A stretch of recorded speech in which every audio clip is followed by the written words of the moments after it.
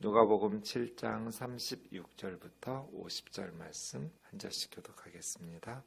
한 바리새인이 예수께 자기와 함께 잡수시기를 청하니 이에 바리새인의 집에 들어가 앉으셨을 때 그 동네에 죄를 지은 한 여자가 있어 예수께서 바리새인의 집에 앉아 계심을 알고 향유 담은 옥합을 가지고 와서 예수의 뒤로 그 발 곁에 서서 울며 눈물로 그 발을 적시고 자기 머리털로 닦고 그 발에 입 맞추고 향유를 부으니 예수를 청한 바리새인이 그것을 보고 마음에 이르되 이 사람이 만일 선지자라면 자기를 만지는 이 여자가 누구며 어떠한 자 곧 죄인인 줄 알았으리라 하거늘.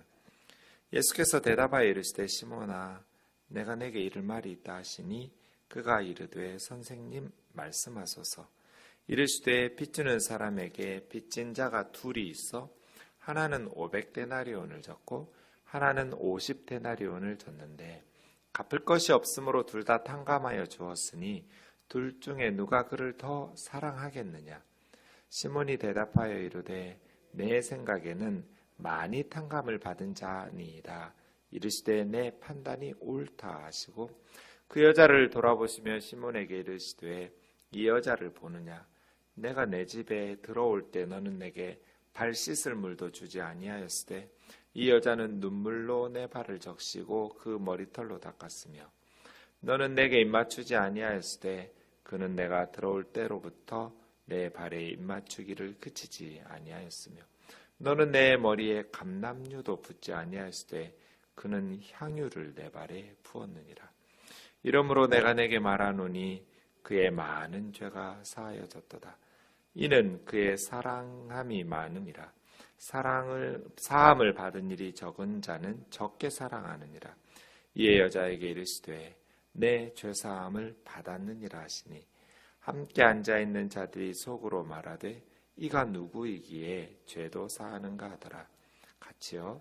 예수께서 여자에게 이르시되 내 믿음이 너를 구원하였으니 평안히 가라 하시니라. 아멘. 마태, 마가, 누가, 요한 복음, 사복음서에 보면 향유옥합 사건이 한 번씩 등장합니다. 대개 다른 복음서는 끝날 때쯤 나옵니다. 마태복음 26장, 마가복음 14장, 요한복음 12장입니다. 그런데 누가복음만 앞부분에 나옵니다. 7장에 나오죠. 내용이 보면 두 번 향유옥합 사건이 있었다라는 것을 알 수 있습니다. 마태, 마가, 요한은 같은 사건입니다. 거기에는 오늘 누가복음에 나오는 것과 같이 죄 많은 여인이라는 표현이 없습니다. 그리고 거기도 시몬의 집에 있을 때이지만 그 시몬은 바리새인 시몬이 아니라 나병 환자에 걸렸다가 고침받던 베다니의 시몬이었고 마태, 마가, 요한복음에 나오는 향유옥합을 부은 여인은 마르다의 또 나사로의 동생 베다니 마리아였습니다. 우리 찬송 중에 값비싼 향유를 주께 부은 막달라 마리아 본받아서 이런 찬송가 가사가 있는데 사실은 만약에 막달라 마리아라고 하려면 누가복음이어야 됩니다. 마태, 마가, 요한은 같은 베다니 마리아, 베다니에 사는 마리아가 했기 때문에 막달라에 사는 마리아는 아닙니다. 그러면 누가복음에 나오는 오늘 본문의 향유옥합 사건이 막달라 마리아인가? 그럴 가능성은 거의 없습니다. 왜냐하면 성경 어디에도 막달라 마리아를 죄 많은 여인이라고 말하지는 않기 때문에 그렇습니다. 그런 의미에서 그 찬송가 가사는 잘못됐을 가능성이 매우 높습니다. 만약에 그 찬송가 가사가 맞는다면 누가복음 오늘 7장 본문의 사건은 막달라 마리아이어야 할 겁니다. 오늘 본문 말씀 좀 보겠습니다. 한 바리새인이 예수께 자기와 함께 잡수시기를 청했습니다. 그런데 예수님께서 바리새인 집에 들어가 앉으셨습니다. 우린 좀 놀랍습니다. 바리새인이 예수님을 자기 집에 초대한 것도 놀랍고 예수님이 그 초대에 응하신 것도 놀랍습니다. 그래서 내가 가야 되는데 지금 다른 사역 때문에 바쁘다, 다른 일정이 있다, 뭐 이렇게 둘러대시면서 좀 그 부담스러운 자리는 피하실 법도 한데 예수님은 바리새인 집에 들어가서 함께 식사 교제를 나누십니다. 예수님의 제자들 마음이 어땠을까요?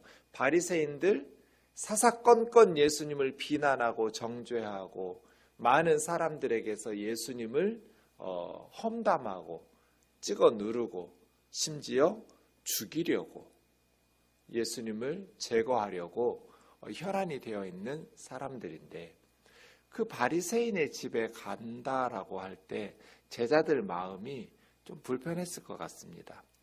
무엇을 배웠을까요? 제자들은 주님으로부터 한 사람도 포기하지 않는 주님입니다. 세리 마태 레위의 집에서 초대했을 때 가기 싫었을 겁니다. 매국노라고 모든 사람이 비난하고 손가락질 받는 집에 거기서 초대받아 밥 먹는 것이 얼마나 가시방석이었을까요?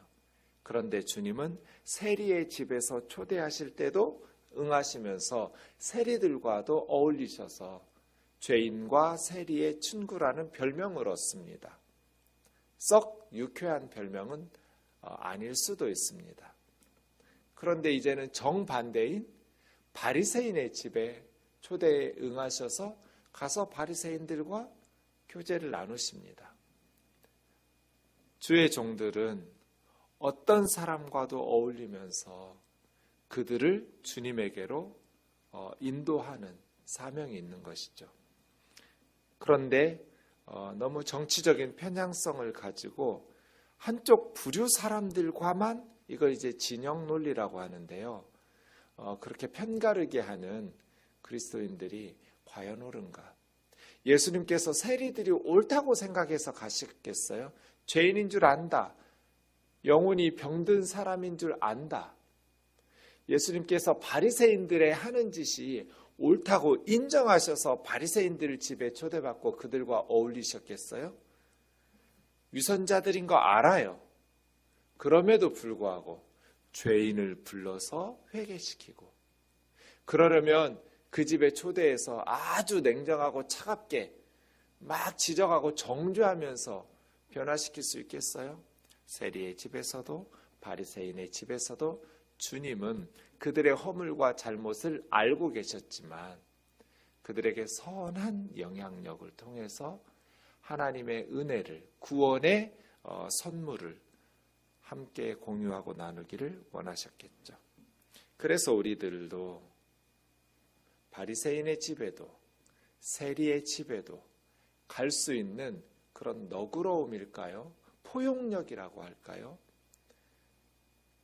내 마음에 드는 사람들하고만 살아서 나하고 마음이 맞는 사람들과만 사역해서 하나님의 나라를 확장시킬 수 있을까요? 불가능하죠. 그래서 이것을 이제 성숙이라고 하죠. 어릴 때는 자기 마음에 드는 사람들과만 이래요.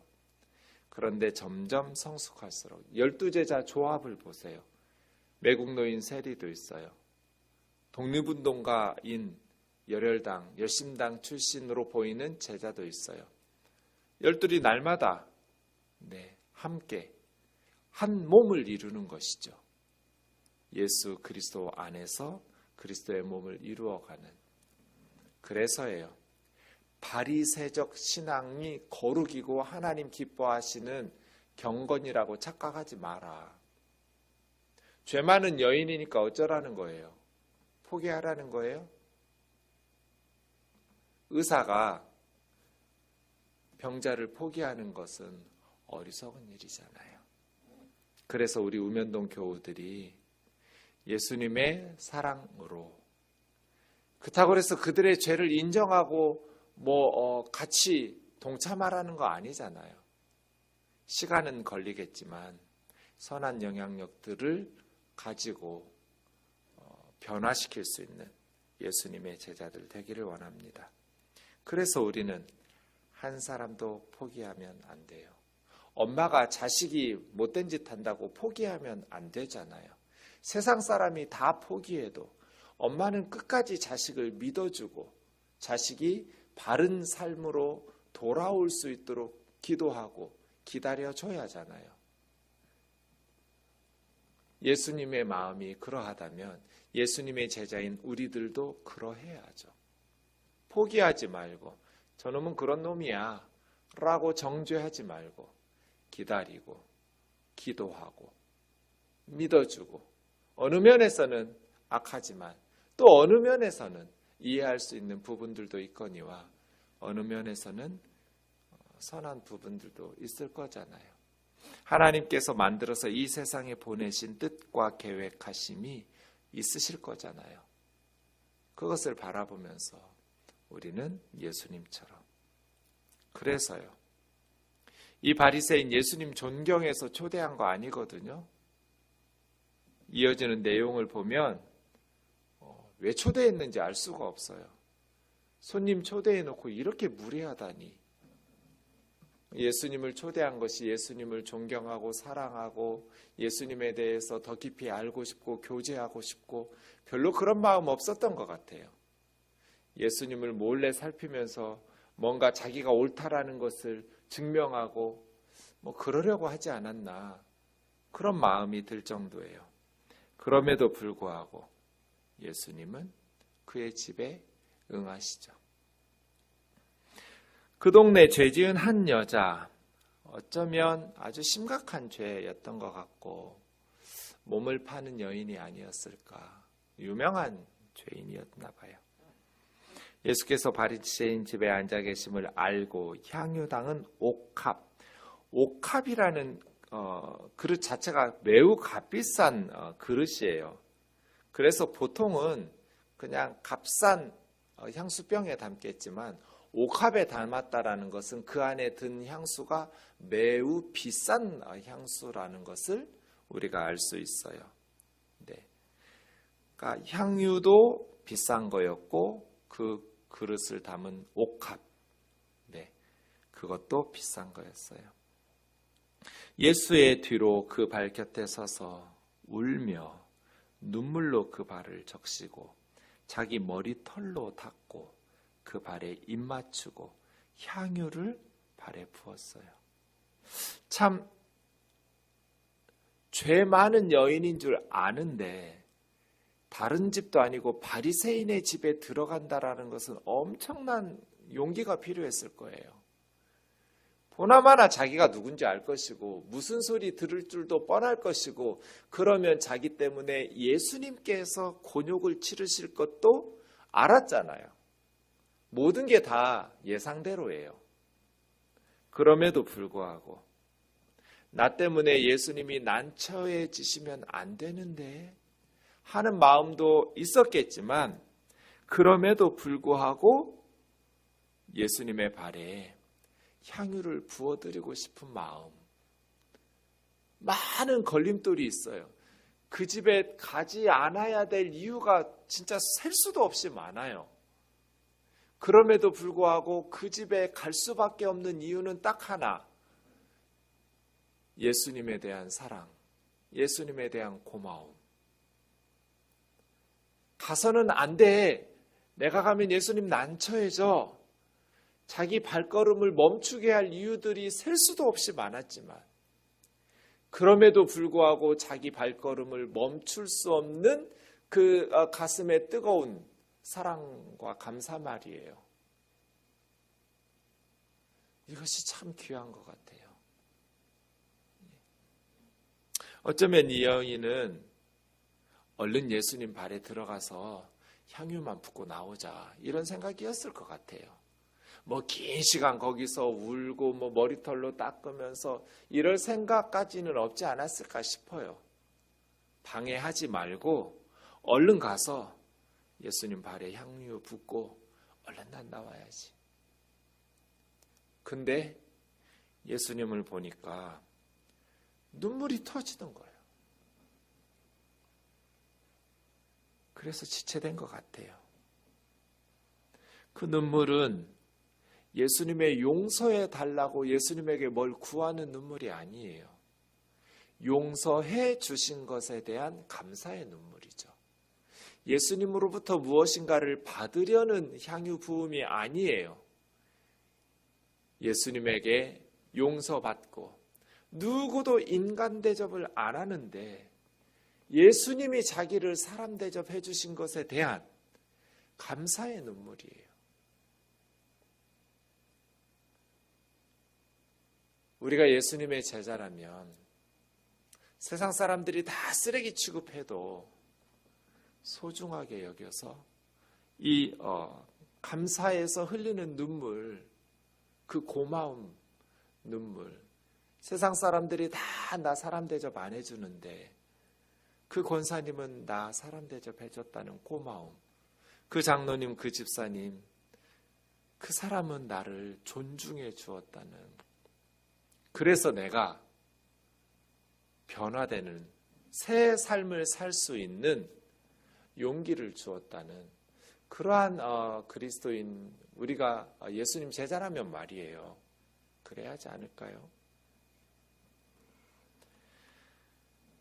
마음속에 그 바리새인이 시몬이 생각했어요. 입으로 내진 않았어요. 이 사람이 만일 선지자라면 자기를 만지는 이 여자가 누구며 어떠한 자 곧 죄인인 줄 알았으리라. 대단한 선지자인 줄 알았더니 예수는 그 정도 영성이 있는 그런 사람은 아닌가 보다 라고 마음속으로 생각한 거죠. 왜요? 참 선지자라면 이러한 죄인은 멀리 했을 테니까 라고 생각한 거예요. 그걸 모르면 참 선지자가 아니에요. 구약에 보면 참 선지자들에게도 엘리야에게도 하나님께서 안 가르쳐 주실 때가 많았어요. 모세라고 하나님께서 다 가르쳐 주세요? 모르면 참 선지자 하나님의 일꾼 아니에요? 알면 참 선지자예요? 그렇지 않아요. 그래서 이 사람은 예수는 그렇게 인정할 만한 사람은 아닌가 보다 라고 무시하고 있는 거죠. 그때 예수님께서 시몬아 하면서 말로 하지 않은 시몬의 생각까지도 꿰뚫어 보시고 말씀하세요. 그럼 예수님 누군 거예요? 선지자가 아니에요. 하나님이지. 선생님 말씀하십시오. 예수님 할 말 있다 하니까요. 41절이요. 돈 빌려주는 사람, 빚진 사람이 둘이 있는데 돈 빌려준 사람에게 한 사람은 500데나리온 빚졌고 한 사람은 50데나리온을 빚졌다. 데나리온은 노동자의 하루 품삯이에요. 그럼 한 하루에 10만 원 번다고 하면 어떤 사람은 5천만 원 빚졌고 어떤 사람은 500만 원 빚졌다. 그런데 요즘 일당이 한 20만 원 한 것 같아요. 어떤 사람은 1억 빚졌고 어떤 사람은 1,000만 원 빚졌다. 근데 둘 다 탕감해 주었어요. 왜냐하면 갚을 게 없어요. 찢어지게 가난해가지고 500데나리온 빚진 사람도 50데나리온 빚진 사람도 그거 갚으면 굶어 죽어야 될 집이에요. 그래서 불쌍히 여겨서 탕감해 주었어요. 둘 다. 네 생각에는 어떤 사람이 더 고마워하면서 어떤 사람이 더 자기를 탕감해 준 사람을 사랑하겠냐? 어떤 사람이겠어요? 많이 탕감을 받은 사람입니다. 너의 대답이 옳다. 자, 그러면 네가 옳다고 판단했던 그 생각을 지금 이 상황에 적용해 보거라. 이 여인에게 적용해 보라는 거예요. 네가 옳다고 말한 그것을 이 여인에게 적용시켜 보면 이 여자를 보느냐? 이 여자는 더 이상 죄 많은 여인이 아니에요. 변화됐어요. 탕감 받았어요. 너는 내가 집에 올 때 유대인들은 손님 초대하면 3가지를 반드시 해줘야 돼요. 발 씻을 물을 줘야 돼요. 어서 오라고 환영하는 입맞춤을 해줘야 돼요. 그리고 감람유를 부어줘야 돼요. 기본적인 예의예요. 그런데 이 바리새인 시몬은 기본적인 예의마저 소홀했어요. 그런데 이 여인은 보기 드문 사랑과 헌신으로 애정을 표현했어요. 물이 아니라 눈물로 적셨어요. 입맞춤이 아니라 발맞춤을 했어요. 감람유가 아니라 그냥 흔한 값싼 기름이 아니라 값비싼 매우 값진 향유를 그것도 머리가 아니라 팔에 부었어요. 너는 50데나리온, 이 여인은 500데나리온.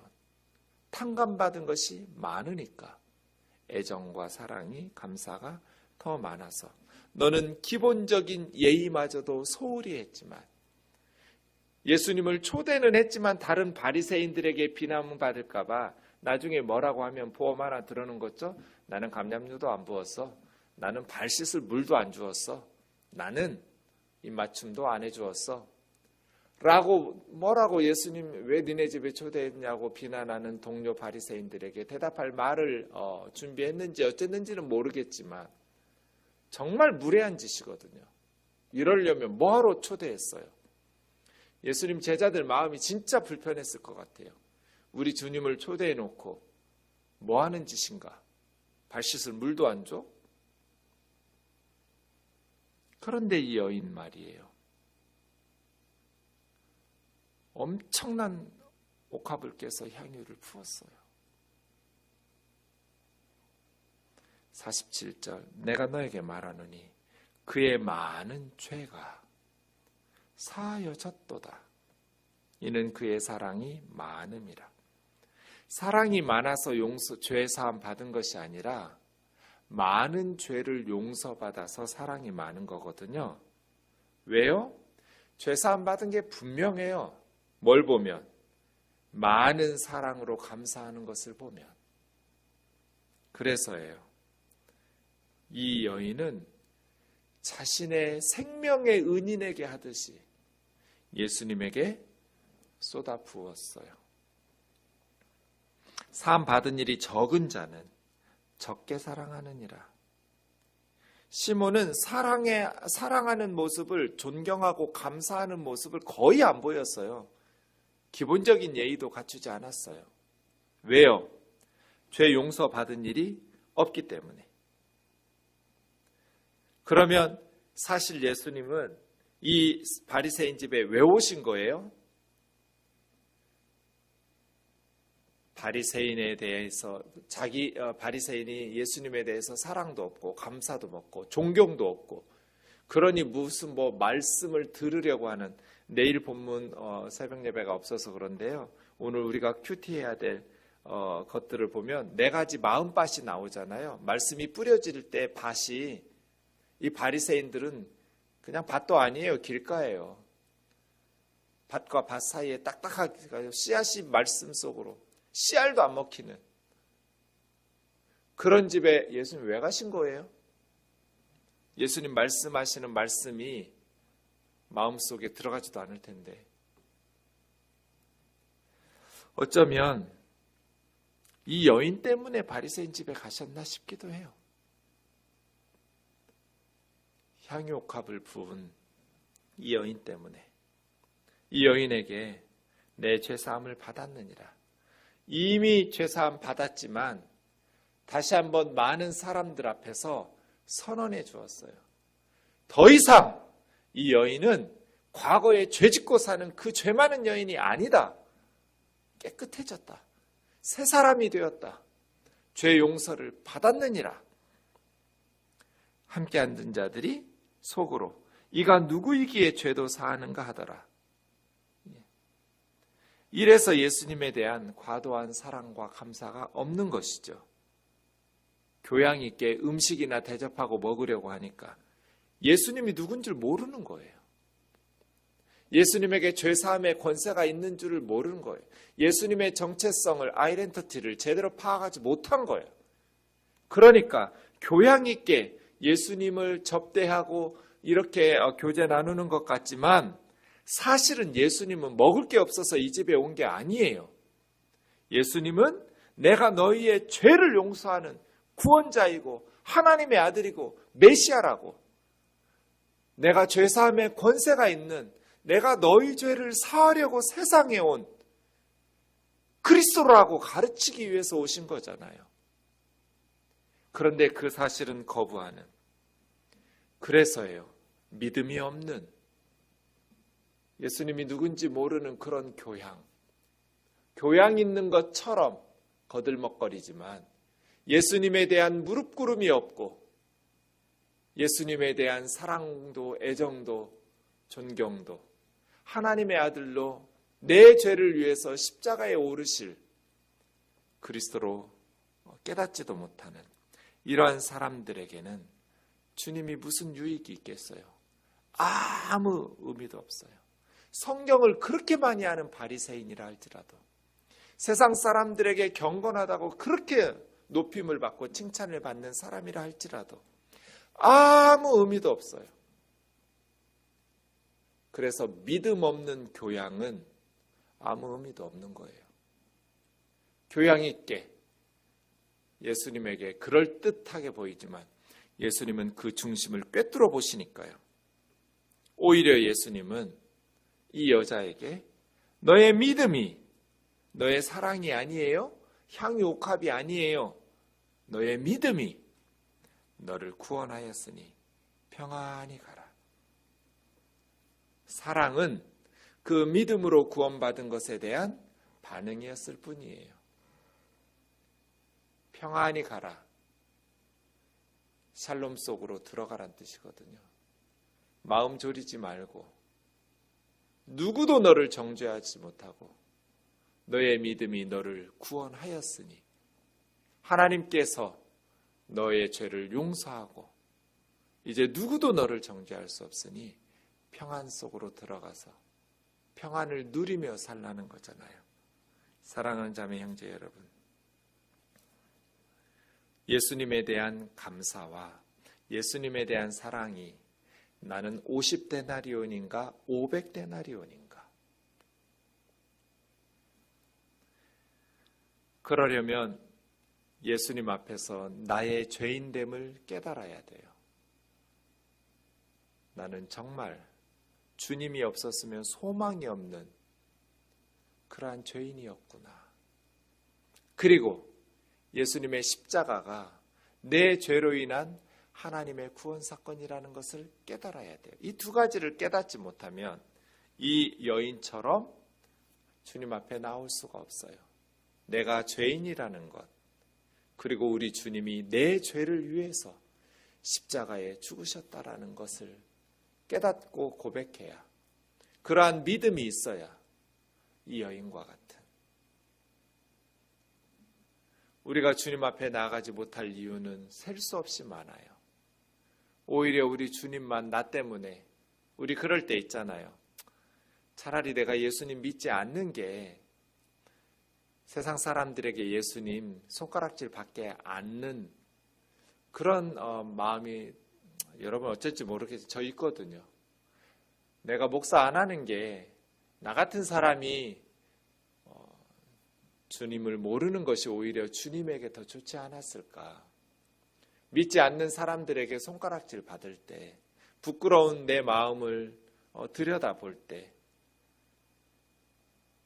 그럼에도 불구하고 나 같은 죄인을 부르셔서 주님의 제자 삼으시고 주님의 자녀 삼으신 그 은혜 말이에요. 그래서 다만 눈물로 주님 앞에 고마움과 사랑을 표현할 수밖에 없는 그러한 마음 말이에요. 기도하겠습니다. 사랑하는 주님, 나는 하나님에게 도저히 받아들여질 수 없는 죄인이었음을 깨닫게 하여 주옵소서. 우리 주님은 아무리 큰 죄인이라도 절대로 포기하지 않으시고 끝까지 사랑으로 불러 새로운 삶을 살게 해주시는 분이심을 기억하게 도와 주시옵소서. 우리도 이 여인처럼 주님 앞에 뜨거운 감사로 주님 사랑하며 감사하며 살게 도와주시고, 우리도 예수님의 제자로서 예수님처럼 이 땅의 사람들이 다 손가락질하고 비난할지라도 그들을 위하여 기도하며 그들이 새 사람 될 수 있음을 포기하지 않고 성령 안에서 새롭게 변화되어 가는 그러한 예수님의 제자로 살게 하여 주옵소서. 예수님 거룩하신 이름으로 기도하옵나이다. 아멘.